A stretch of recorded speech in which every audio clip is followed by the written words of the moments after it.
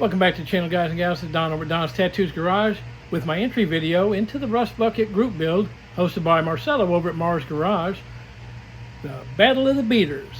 So let's take a look.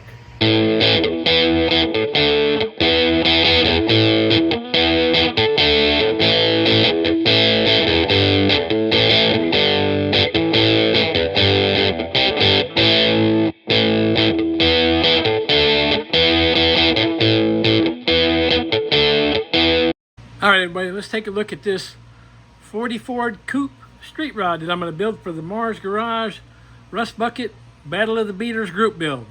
Anyway, this is the kit I'm using. It's a Revell kit 125. Let's see if it's got a number on it. Yep, 85-2894. Anyway, picked this up at the MossCon show up in Springfield, Missouri back in May.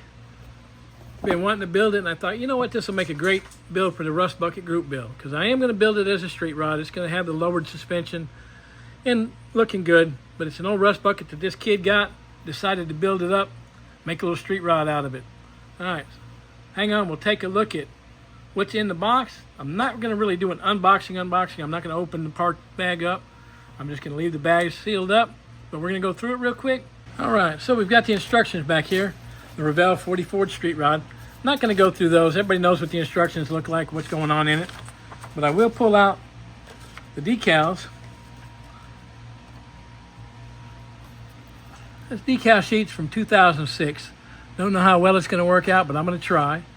We'll see how it works out. If it does, it does. If it doesn't, it doesn't. All right. So that's the instructions in the decals. So we got some tires. Different sizes. We got two of the shorter ones for the front, two of the bigger ones for the back. That's what we're going to be rolling with. Going to use those. Going to use everything out of the kit. Got some clear parts. Two different chrome trees. I got the wheels up here. Some engine parts. Bumpers, grill. You know, all that good stuff. Now, let's see. We've got... This bag's got the engine in it. Looks like it's got some wheel backs and chassis and all interior, all that good happy stuff. So part of the interior anyway. But we'll get that all built up. It's going to be in that Rust Bucket group build. Remember to check out Mars Garage. Make sure you check out that channel. There's that 40 Ford body in there, the fenders, the interior tub, and seat, firewall, running boards. Anyway, we're going to build this out. It's going to be a neat little street rod this kid's building. Still going to be a rusty one. All right.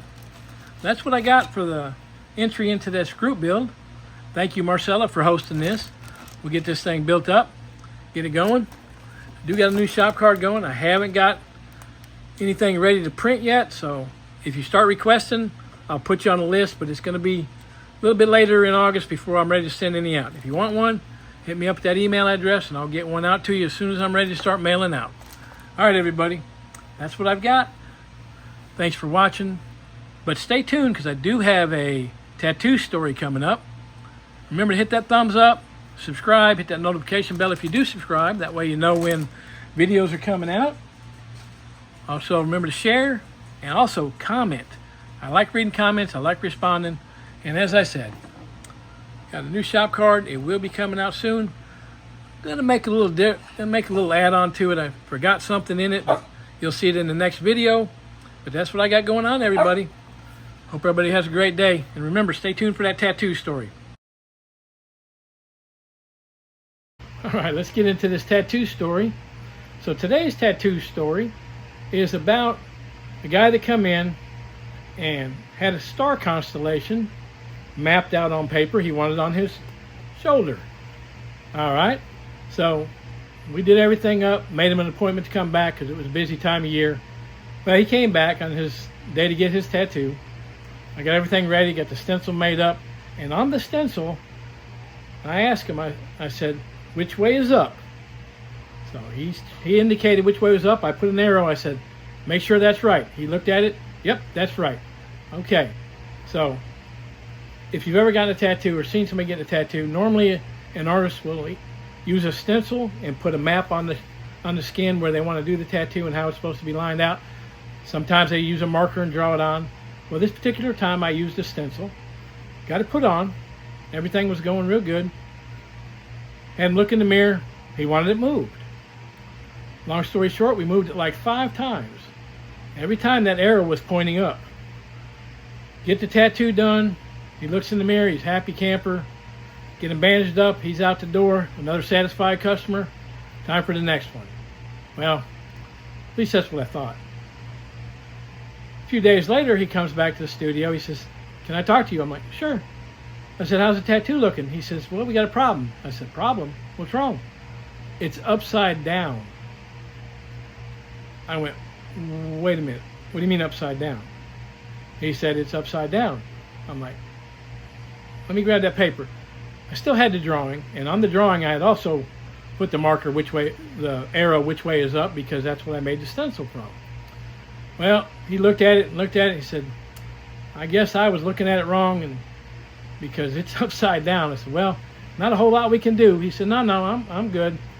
I'm okay with it." I'm like, "Okay, well, thanks for letting me know, but that's why I had you look at it." And we moved it 4 or 5 times, and every time you looked at it and the arrow was going up. He said, "Oh, I know." He was cool about it.